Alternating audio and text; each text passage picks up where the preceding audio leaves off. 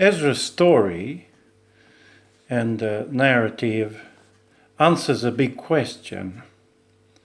The question that it answers is, when under immense opposition, should God's people trust God?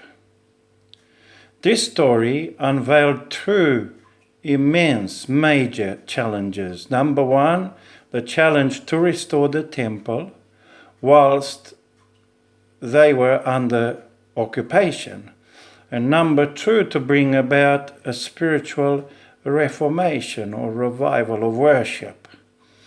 It was Ezra who declared and implied that they were still God's people and that God has never forgotten them.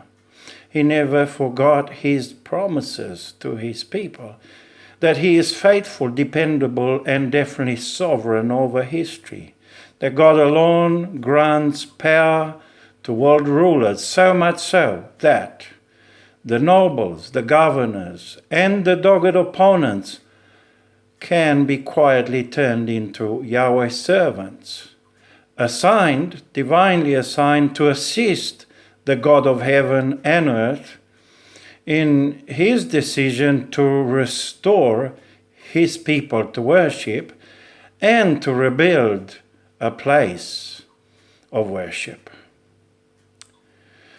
The context of this story is spiritual fatigue on behalf of the Israelites. Apathy ruled amongst them after Israel's demise.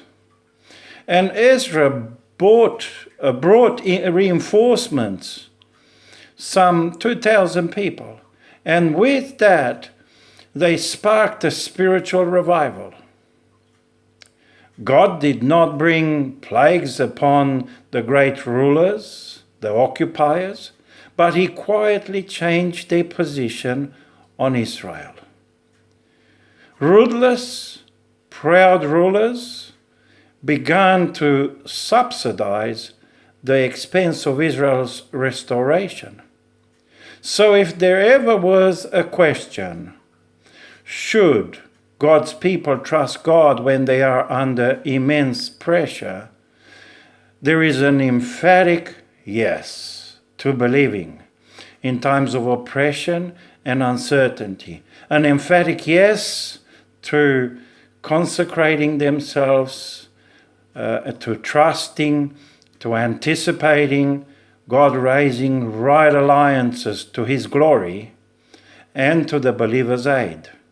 For according to Ezra, he is the giver of favor. Yes, Israel gave gifts, but so did their neighbors, and so did the rulers because of God's sovereignty. Oppressors became allies when God was honored, remembered, and trusted fully. For God is much more than tradition.